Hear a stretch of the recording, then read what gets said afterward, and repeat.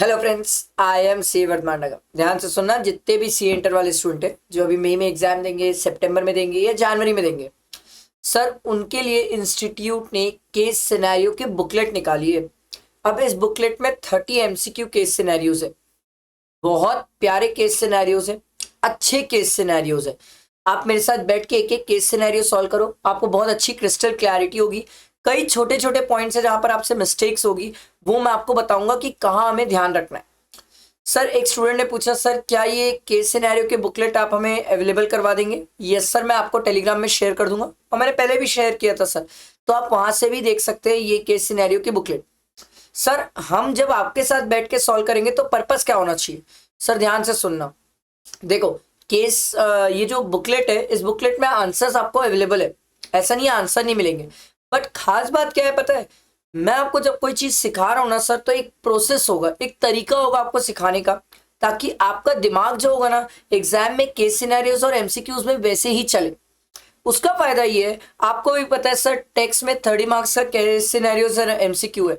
अगर इस 30 में से हमारा एग्जाम में 24 तक बनता है ना, तो हम बहुत सेफ साइड में होते हैं टैक्स के पेपर में। तो इसीलिए इसको प्रॉपर प्लान करना, सही तरीके से सही अप्रोच से पढ़ना, अटेंड करना इज वेरी वेरी इंपॉर्टेंट। ठीक है, तो आज जब मैं पहला केस सिनेरियो सॉल्व कराऊंगा तो आपको एक एक बात समझाऊंगा, एक एक तरीका समझाऊंगा। इसके बाद और भी वीडियोस रहेंगी केस सिनेरियोस की, आप उसको देखो और समझो, समझो कैसे हमें सॉल्व करना है, किस तरीके से हमें सॉल्व करना है। ठीक है, तो चलो टाइम वेस्ट नहीं करते, लेट्स स्टार्ट।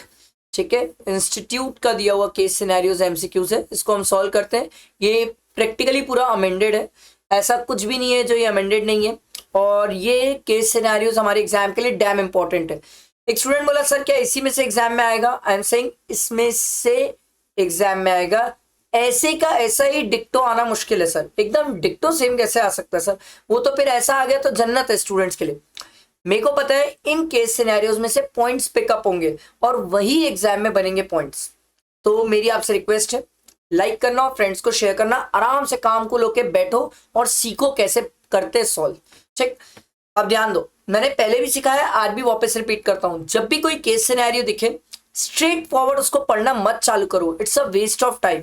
आओ नीचे, पहले देखो सर वो हमें बोल क्या रहा है क्वेश्चन में। जब हम पहले क्वेश्चन पढ़ते हैं ना सर, तो हमारे दिमाग में एक थॉट प्रोसेस या क्लैरिटी आ जाती है कि इस केस सिनेरियो में हमें ये वाली बात बोलेगा, हमें इसको ऐसे सोचना है। इसका फायदा ये है कि हम हमारे दिमाग को उस पर्टिकुलर टॉपिक पे रोक देते हैं, तो हमारा दिमाग ना पूरा गोल गोल नहीं घूमता।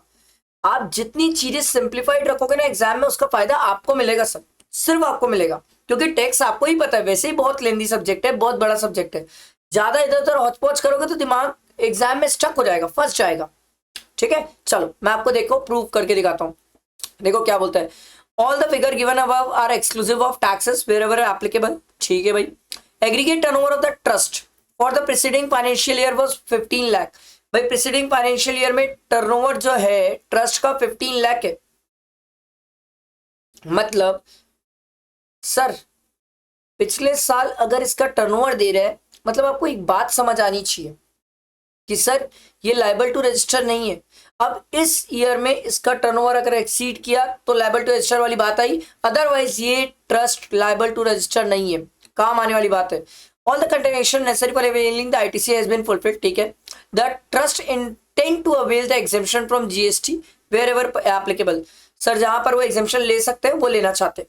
ठीक है, based on the fact of the case scenario given above choose the most appropriate. आपको मोस्ट एप्रोप्रिएट सिलेक्ट करना है सर। ठीक है, let's start.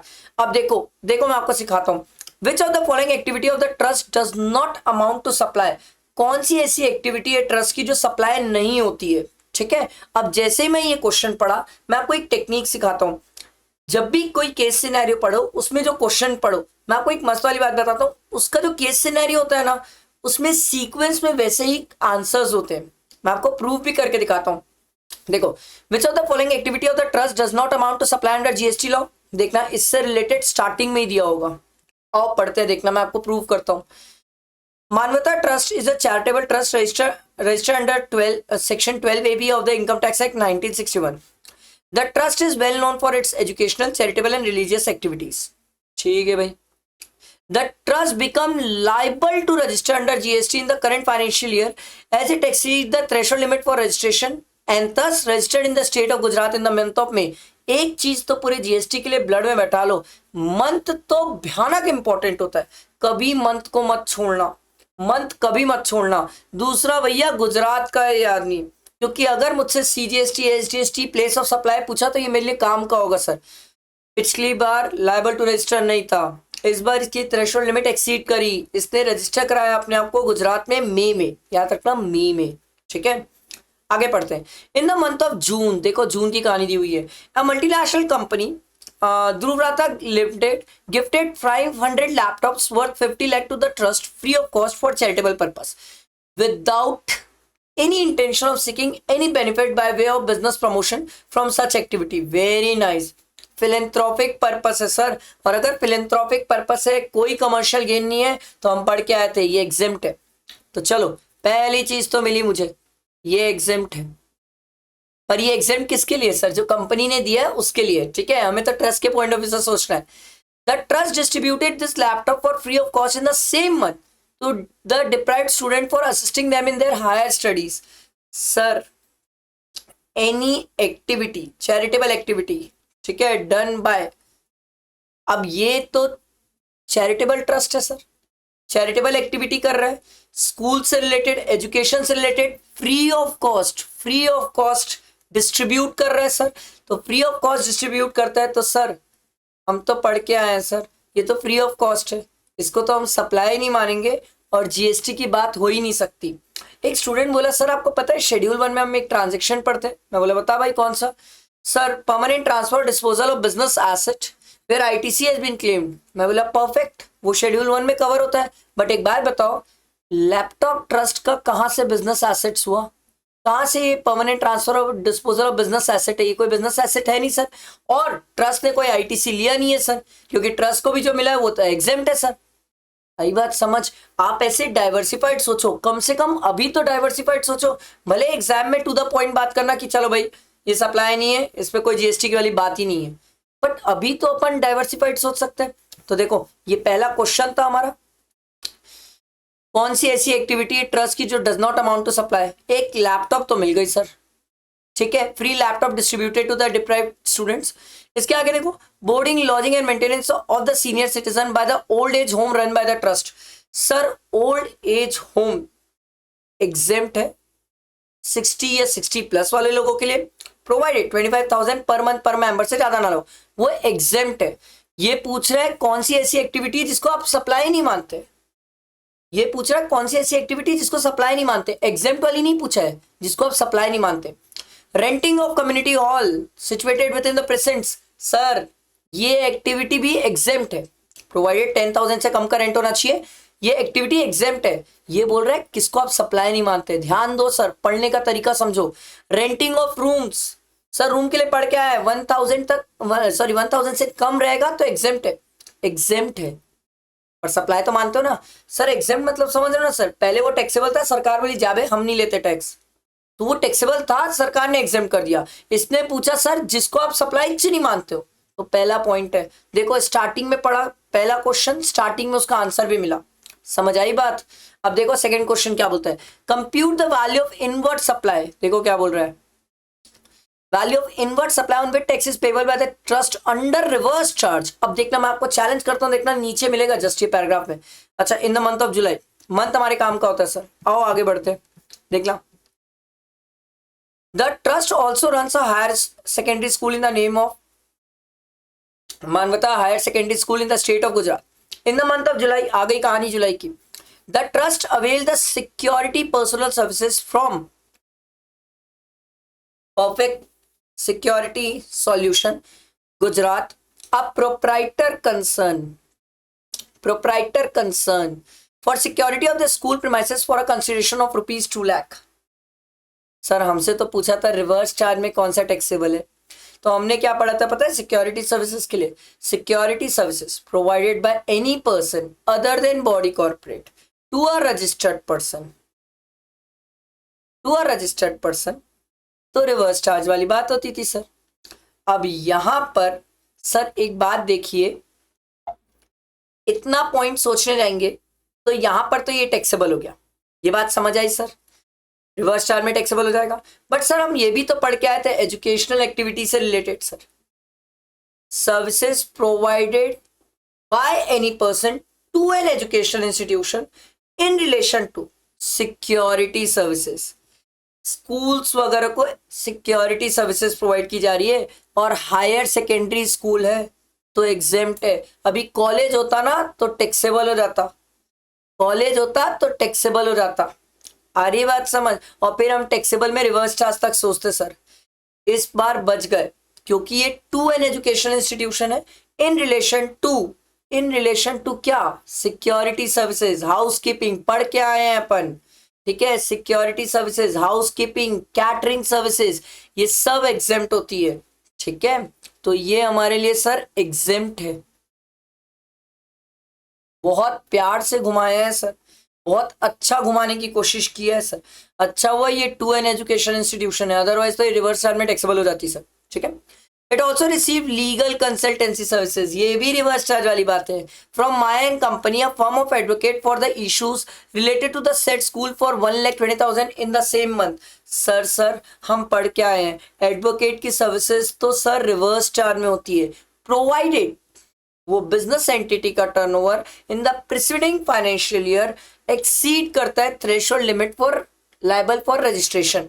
Sir preceding financial year में तो सर ये चैरिटेबल ट्रस्ट का टर्नओवर सिर्फ 15 लाख था, तो एक्सीड किया ही नहीं, इसलिए ये एग्जेम्प्ट है।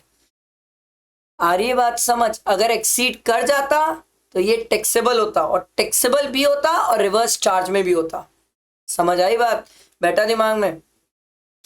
उसके बाद देखो the trust furnish the following information regarding the expenses, ये तो एक्सपेंसेस इंकर्ड बाय इट है, ये अलग चीज है सर, और वो भी मंथ ऑफ अगस्त दिया हुआ है, तो हमें जुलाई मंथ का पूछा था। और सर देखो सेकंड क्वेश्चन का आंसर मिल गया, इनवर्ट सप्लाई का आंसर क्या आ जाएगा आपका, नील। समझ आया, सिंपल।